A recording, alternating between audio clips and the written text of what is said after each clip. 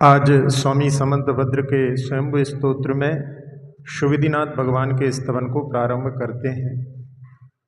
सुविधिनाथ जिनेन्द्र ने जो उपदेश दिया उसे दूसरे नहीं प्राप्त कर सके, इसको कह रहे हैं। एकांत दृष्टि प्रतिषेधि तत्वं प्रमाण सिद्धं तद तत्स्वभावम्।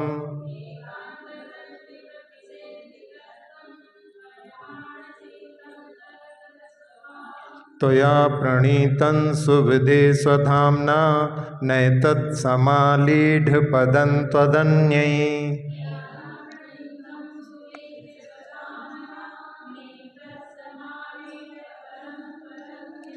हाँ, सुविधे यहाँ पर सुविधिनाथ भगवान का संबोधन है कि हे सुविधिनाथ भगवान, एकांत दृष्टि प्रतिषेधी तत्वम, जो एकांतवाद हैं उनके दर्शन का निषेध करने वाला तत्व, जो कि प्रमाण प्रत्यक्षादि प्रमाणों से सिद्ध है, और वह तत् और अतत् स्वभाव वाला आपके द्वारा रूपित किया गया, प्रतिपादित किया गया, और आपने उसको अपने ज्ञान रूपी तेज से प्रतिपादित किया। ना एतत् समालीढ़ पदम त्वदन्ये, जो अन्य मतों के द्वारा अनुभूत स्थान वाला नहीं है, यानी ऐसा तत्व आपसे भिन्न जो हैं अन्य, उनके द्वारा ऐसा तत्व प्रतिपादित नहीं हो सका। तो जहाँ तद और अतत् स्वभाव के बारे में अपन ने पहले भी समझा था, यहाँ जैसे घट घट है, घटपट नहीं है। पट यानी होता है वस्त्र, तो ये है और दूसरा नहीं है। तो इस प्रकार से ये तद स्वभाव वाला है और अतत् स्वभाव वाला भी है। अब ये एक हो गया। दूसरा, जैसे घट है और घट टूट करके खप्पर बन गया, क्या बोलते हैं यहाँ पे? घट टूट जाता है तो क्या बोलते हैं उसको? तो यहाँ पे खप्पर बोलते हैं बुंदेलखंड में। तो खप्पर यानी घट का टूटा हुआ भाग जो रहता है। तो घट खप्पर में क्या वही है? मिट्टी की अपेक्षा से देखेंगे तो वही है, लेकिन पर्याय की अपेक्षा से देखेंगे तो घट अलग है और जो है खप्पर अलग है। तो यहाँ द्रव्य दृष्टि से मिट्टी ही है, इसलिए वो वही है, लेकिन पर्याय दृष्टि से घट अलग है और खप्पर अलग है, तो वह पर्याय दृष्टि से वह नहीं रहा। तो सारे द्रव्य ही ऐसे नित्यात्मक हैं, यानी उनमें वो द्रव्य दृष्टि से नित्य हैं और पर्याय दृष्टि से सब में परिवर्तन होता रहता है। आकाश है, आकाश में परिवर्तन अपने को समझ में नहीं आता है, लेकिन युक्ति के माध्यम से उसमें भी परिवर्तन प्रति समय चलता रहता है। जैसे कल बतलाया था कि कहीं पर कोई अश्व घोड़ा आ गया तो उसने उसके लिए वहाँ पर स्थान दे दिया, वो वहाँ से चला गया, तो वो वहाँ पर उसकी पर्याय वहाँ परिवर्तित हो गई। तो इस प्रकार से आकाश का जो अवगाहन देने का कार्य है उसमें भी प्रति समय में वो कार्य द्रव्य है, तो उसमें भी परिवर्तन चलता रहता है। तो ये युक्ति युक्त तत्व आपने प्रमाण प्रसिद्ध सबके लिए बतलाया। तो जो स्याद्वा दर्शन है, इस स्यादपात पद के माध्यम से जो अमृत आपने दिया, उनके बाहर जो लोग हैं उन्होंने ऐसे तत्व को जो कि आपने बताया है वो उनके लिए उसका जो है स्वभाव नहीं चख सके। इसलिए यहाँ पर लिखा ना एतद समालीढ़ पदम त्वदन्ये, आपके अलावा अन्य लोग जो है इसका जो है पान नहीं कर सके। तो उसमें वस्तु के जो कुछ भी एक धर्म को उनको जो समझ में आया, उन्होंने उसको वहाँ पर जो दार्शनिक होते हैं उन्होंने उसमें एक पहलू को पकड़ करके वो भी वहाँ पर अपने जो राग देश आदि होते हैं या निर्विकल्प ध्यान को प्राप्त करने के लिए उन्होंने प्रयत्न किया। जैसे उन्होंने माना कि जीव अपरिणामी है, उसमें परिवर्तन नहीं होता, तो उसमें क्या हुआ कि ध्रुव है, नित्य है, उसमें विकार नहीं होता। जब ऐसा देखते हैं तो फिर उसमें मोह आदि के विकल्प उत्पन्न नहीं होते। तो क्या जैन धर्म में ऐसा नहीं है? जैन धर्म में भी अपन द्रव्य दृष्टि से देखते हैं तो वही जीव है, वही जीव है। इस प्रकार से वहाँ पर द्रव्य दृष्टि की अपेक्षा से वो भी वैसा ही है।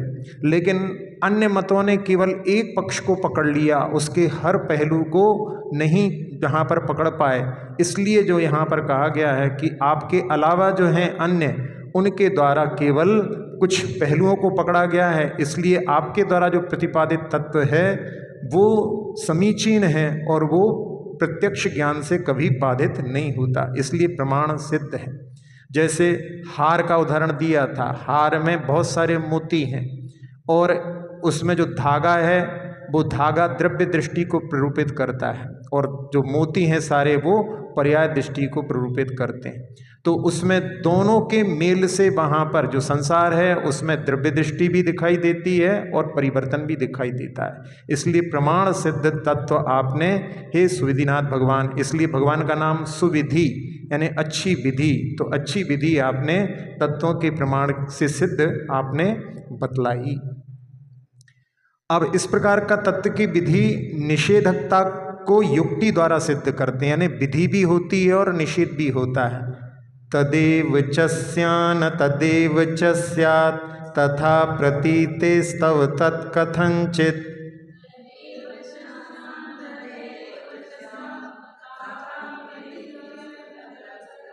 नात्यन्तमन्यत्वमनन्यता च विधिर्निषेधश्च च शून्यदोषात्।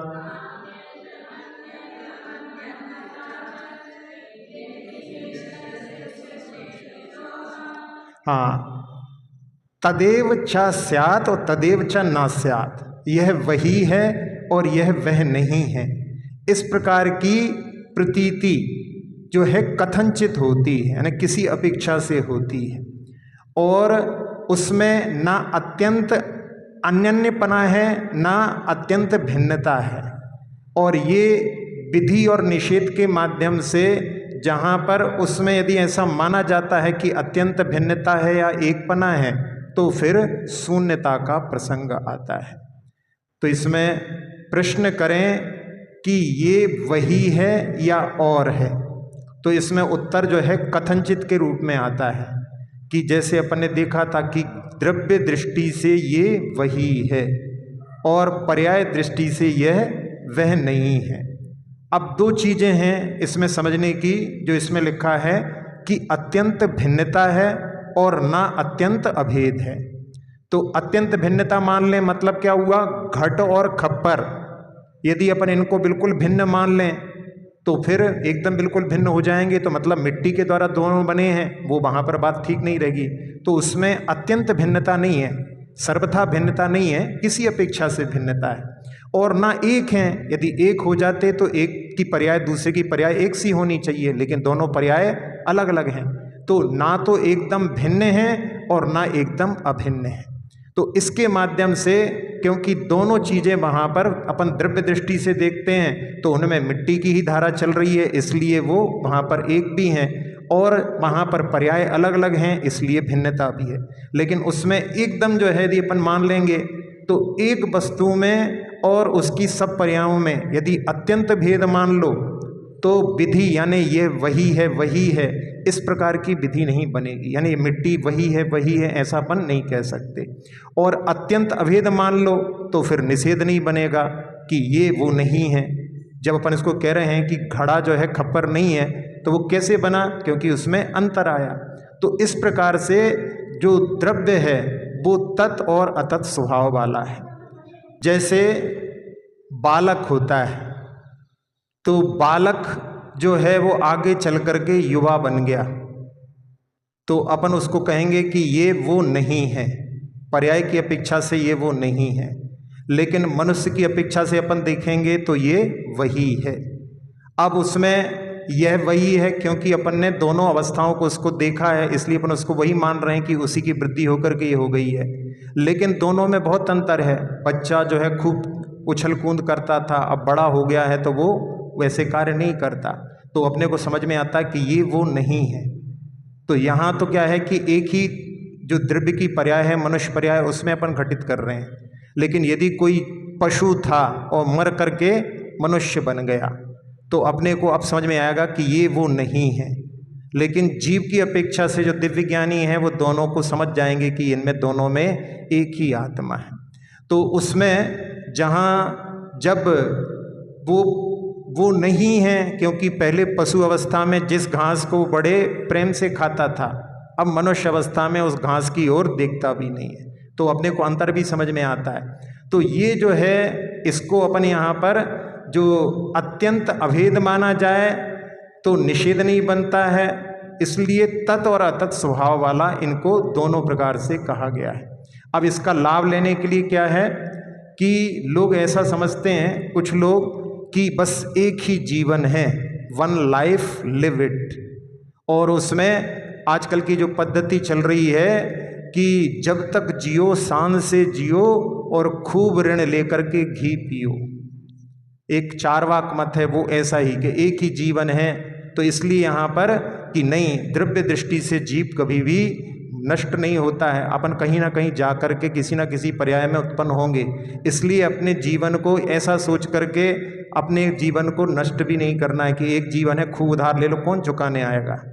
और दूसरा इसमें कि जो अपनी पर्याय है वो परिवर्तित भी होगी, तो उसमें कई लोग ऐसा कहते हैं कि हम कहाँ, ये तो बड़े बड़े लोगों की बात है कि वो अपना कल्याण कर सकते हैं, हमारी पर्याय तो ऐसी रहेगी, हम तो कभी अपना कल्याण कर ही नहीं सकते। लेकिन उसमें ये परिवर्तित होता है, तो उसके माध्यम से यदि प्रयास करें तो जो आज पतित भी है वो कल पावन बन सकता है। तो अपने जीवन को दोनों प्रकार से, द्रव्य दृष्टि से और पर्याय दृष्टि से, उसमें संभावनाओं की दृष्टि रखते हुए, तो इसके माध्यम से जो भगवान ने दोनों प्रकार के यानी द्रव्य दृष्टि और पर्याय दृष्टि से तत्व का निरूपण किया है, उसके माध्यम से अपन जो है वस्तु जो होती है वो नित्यात्मक होती है, और उसके माध्यम से अपन तत्व का समीचीन स्वरूप समझ करके उसका लाभ उठा सकते हैं। अब पदार्थ की नित्यात्मकता दिखलाते हैं। नित्यंत देवेद मिति प्रतीतेर न नित्यमन्यत प्रतिपत्ति सिद्धे।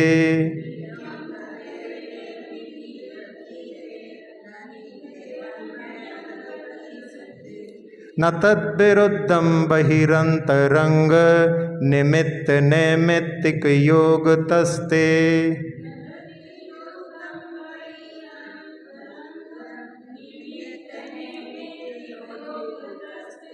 हाँ, अब इसमें क्या कह रहे हैं, नित्यम तदेवम इति इति प्रतीतिर, यानी ये वही है, इस प्रकार की प्रतीति होने से ये नित्य है ऐसा ज्ञान होता है।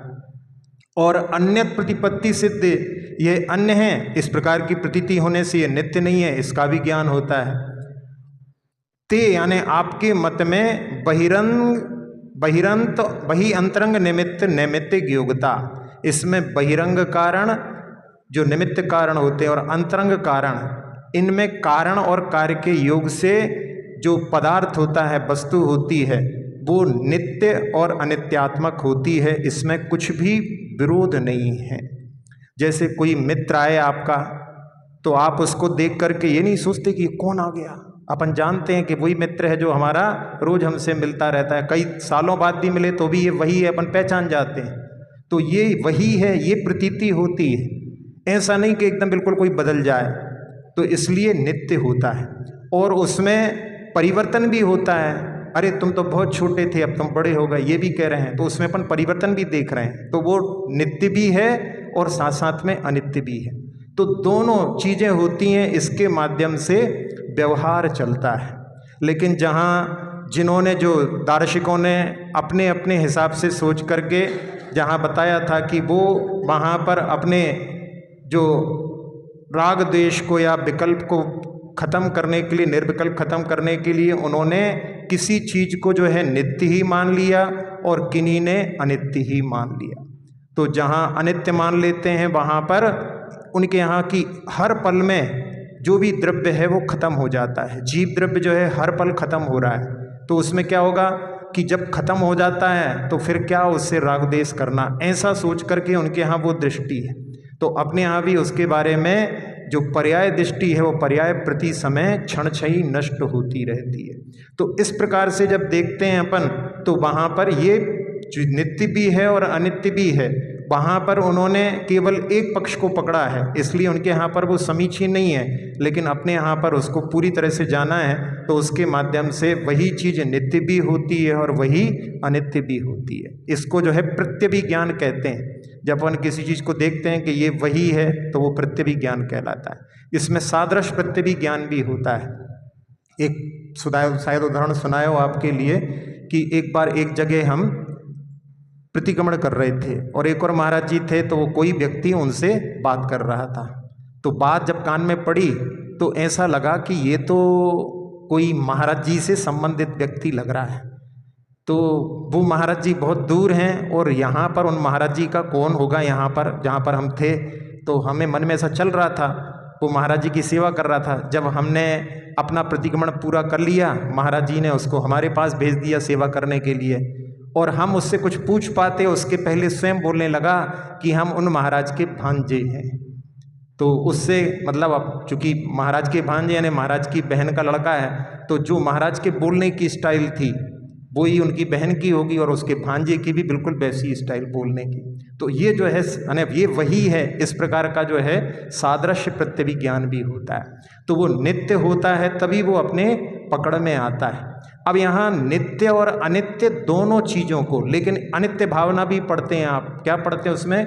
राजा राणा छत्रपति हाथिन के असवार, मरना सबको एक दिन अपनी अपनी बार। यदि अपन ये मान लें कि अपन अनित्य हैं तो फिर उसमें क्या होगा? सबको डर लगेगा, क्योंकि मरने से तो सभी लोग भयभीत होते हैं। तो उसमें इस भावना का अर्थ क्या है, कैसे लगाना चाहिए कि जो पर्याय है वो अनित्य है, मैं मरने वाला नहीं हूँ, ये पर्याय जो है नष्ट होने वाली है। इसलिए इसके लिए क्यों जो है राग द्वेष करना, उस राग द्वेष से अयोग कार्य से ऊपर उठने के लिए इस प्रकार की भावना के माध्यम से ऊपर उठा जा सकता है। तो यहाँ जहाँ कहा गया है कि वो चीज़ नित्य भी होती है और अनित्य भी होती है, और ये जो है आपके द्वारा ऐसा ज्ञान प्ररूपित किया गया। अब आगे आगम में भी वस्तु की अनेकांतात्मता दिखलाते हैं। अनेकमेकंच पदस्य वाच्यम वृक्षा इति प्रत्ययपद प्रकृत्या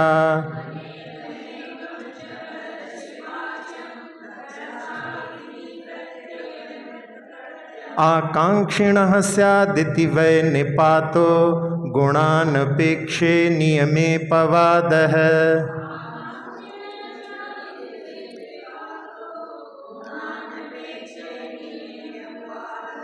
हाँ, इसमें कह रहे हैं कि जो पद होता है उसमें उसका जो वाच्य होता है, कथन होता है, वो प्रकृत्या वृक्षा इति प्रत्ययवद।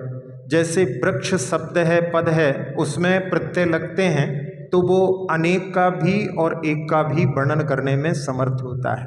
इसी प्रकार से जो विरोधी धर्म के प्रतिपादन की इच्छा रखने वाला पुरुष है वो वहाँ पर स्याद इति निपाता कथनचित के द्वारा वहाँ पर गौण और मुख की व्यवस्था रख करके कथन करता है, और जब इनका वहाँ पर आलंबन नहीं रहता तो निश्चय से वहाँ पर अपवाद होता है, यानी वो बाधक होता है। इसमें जो पद शब्द दिया है, जैसे यहाँ पर उदाहरण दिया वृक्ष, वृक्ष शब्द है। अब वृक्ष बोलते हैं तो क्या समझते हैं कि एक वृक्ष के बारे में बता रहे हैं, और वृक्ष के आगे ही बड़े आ की मात्रा लगा दो, विसर्ग लगा दो तो क्या हो जाएगा? वृक्षाः। तो किसका प्रूपक हो जाएगा? वो बहुत सारे वृक्षों का। इंग्लिश में भी ऐसा ही होता है। जैसे वहाँ पर बोल दिया टॉय, तो टॉय यानी एक खिलौना, और टॉयज बोल दिया तो बहुत सारे खिलौने हो गए। तो जहाँ इस शब्द के माध्यम से, शब्द का जो मूल है वो एक है, लेकिन वो बहुत सारी चीज़ों को प्रूपित करने वाला है। इसी प्रकार से द्रव्य एक है, जीव द्रव्य एक है, और उसकी इतनी सारी पर्याय हैं, तो एक भी है और पर्यायों की अपेक्षा से अनेक भी हो जाता है। तो इस प्रकार से जो वर्णन किया जाता है वो वहाँ पर द्रव्य में इसी प्रकार से उसकी पर्यायों की अपेक्षा से बहुत भी हो जाते हैं। तो ये जब मुख्य की व्यवस्था, मुख्य और गौण की व्यवस्था के अर्थ में यहाँ पर कि जब द्रव्य दृष्टि से देखते हैं तो एक दिखाई देता है और पर्याय दृष्टि से देखते हैं तो अनेक दिखाई देता है। एक प्रभु की स्तुति में जहाँ सिद्ध भगवान के लिए कहते हैं, एक माही एक राजें एक माही अनेक नो, और एक अनेकन की नहीं संख्या। अब इसमें एक भी है, अनेक भी है, और एक अनेक से ऊपर उठने की भी बात है। तो इसका अर्थ कैसे लगाते हैं? तीन बातें इसमें बनी हैं। तो इसमें एक माही एक राजें, तो प्रत्येक जो सिद्ध भगवान हैं वो अपने आप में लीन है, उसमें कोई दूसरे का स्वरूप प्रवेश नहीं करता। तो एक माही एक राजें। फिर एक माही अनेक नो, तो इसमें क्या है कि एक ही सिद्ध जहाँ पर विराजमान है वहाँ पर अनेक सिद्ध भी विराजमान हो सकते हैं। उनकी अवगाहनत तो शक्ति होती है, जैसे एक कमरे में बहुत सारे बल्ब जला दिए जाएं तो सबका प्रकाश निराबाद वहाँ पर एक साथ में रह सकता है। ऐसे ही एक ही सिद्ध के स्थान पर अनेक सिद्ध अनंत सिद्ध भी विराजमान हो सकते हैं। और वहाँ पर केवल सिद्धि नहीं, अनंत निगूदिया जीव भी विद्यमान हैं, लेकिन वो जो हैं उनमें कोई तुलना नहीं है वहाँ पे कि उनमें कि ये सिद्ध हैं और ये हैं। यहाँ तो कह रहे हैं एक माही अनेक नो, यानी एक साथ में अनेक जीव एक जगह पर रह सकते हैं। और इसके बाद में एक अनेकन की नहीं संख्या, तो इसका मतलब कहाँ है? जब अपने आत्म स्वरूप में लीनता को प्राप्त करते हैं तब वहाँ पर उनके लिए एक अनेक का कोई भेद नहीं रहता, एक अनेक भी दृष्टि में नहीं रहता। तो ऐसे ही जहाँ पर निर्विकल्प ध्यान में जब लीन होते हैं योगी, तब उस समय में उनके लिए केवल अपना स्वरूप मात्र दिखाई देता है। एक अनेक की जहाँ संख्याओं के बारे में भी वर्णन आता है, तो वहाँ पर आचार्य पूज्यपाद स्वामी ने भी समाधि तंत्र में कि वहाँ जब ध्यान में लीन होते हैं तो एक दो बहुत आदि वहाँ पर कुछ भाव नहीं रहता।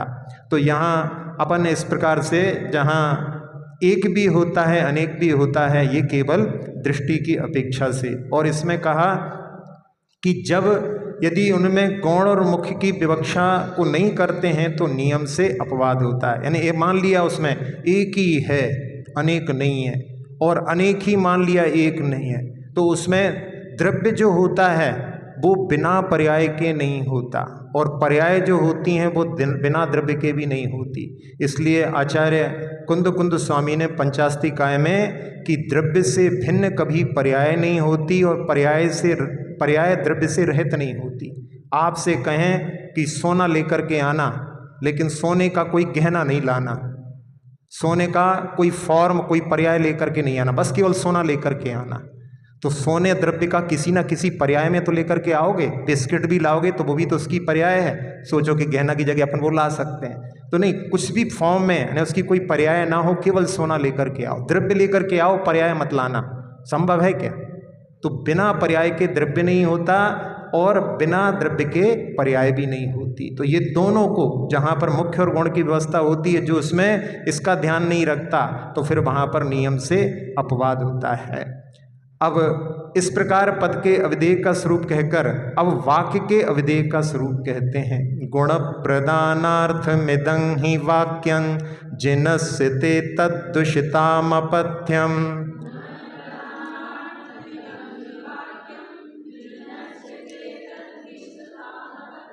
ततो विवन्द्यं जगदीश्वराणां ममापि साधोस्तव पादपद्मम्।